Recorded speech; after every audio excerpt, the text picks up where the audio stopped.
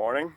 Welcome back to a rather dreich Isle of Mull. Just give you a little look around here. I've come into this little shelter to try and reduce the wind, and we're handheld today, so it might bounce about a little, sort of saving Private Ryan style. A lot of people ask me why I come out on days like this.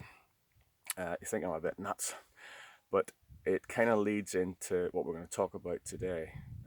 Lately, we've been talking about habit formation, and if you remember, a habit is formed via a cue or a trigger, which leads to a craving, and then a response, and finally a reward. And today, we're going to talk a little bit about the craving and how we might be able to reframe that a little bit when it comes to developing habits that we may see a bit more as a chore. Some people would see what I'm doing this morning as a chore, out on the bike at 6:30 in the morning and out into rain and mist and horribleness. But I guess over time I have managed to reframe that and say to myself when I wake up, this is not an opportunity. It's not a chore, it's an opportunity. So when I wake up, instead of thinking, oh my goodness, it's 6:30 in the morning, I'm knackered, I really don't want to go out into those conditions, I think to myself, this is a chance for me to go out and improve my fitness and maintain my body weight, and improve my stamina, I guess. So I've reframed that as an opportunity instead of a chore. And you guys might be watching the Olympics at the minute, and obviously a lot of those guys will be out very early mornings for 4 year cycles, all dedicated for one final event, which may last seconds or minutes in some stage, which is incredible dedication. But obviously they have been able to reframe their craving.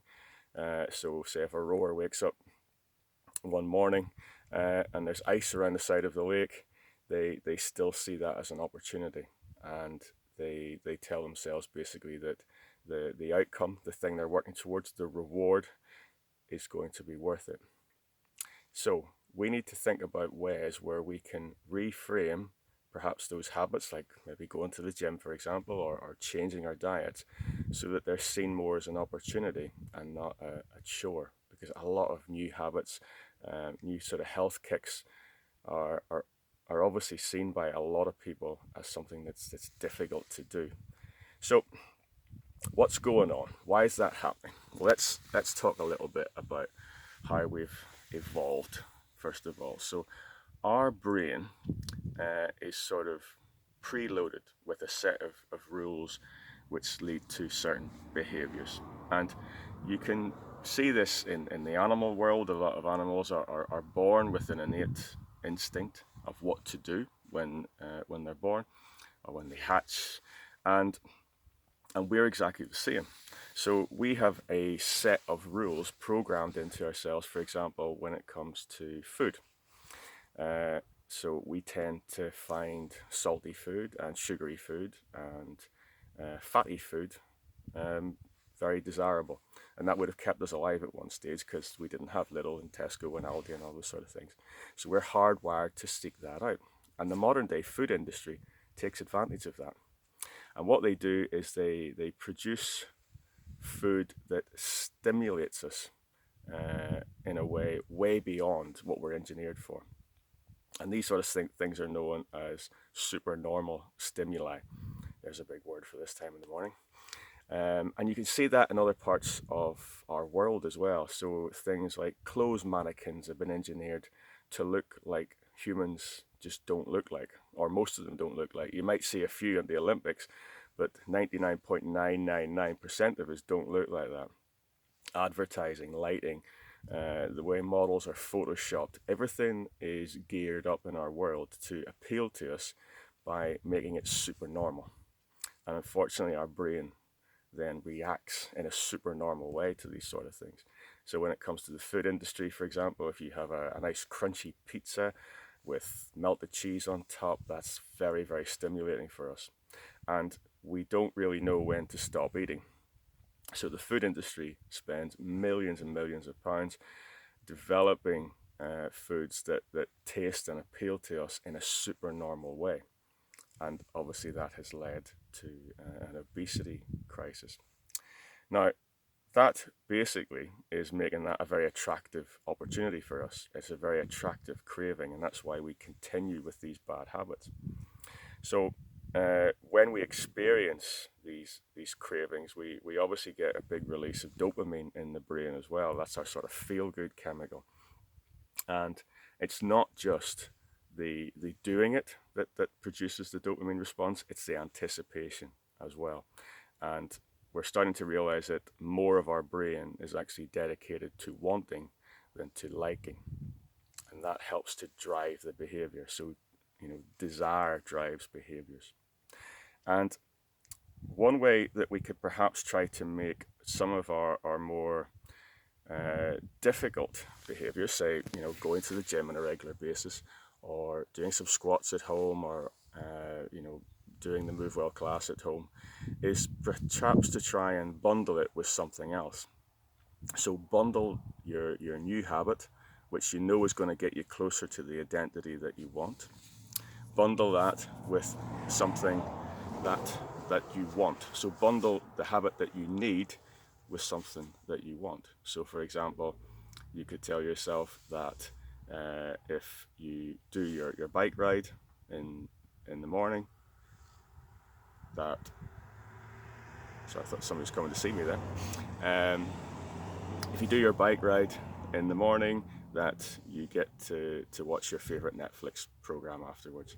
Or perhaps if you have an indoor bike, for example, you only get to watch your favorite show if you are actually on the bicycle at the same time.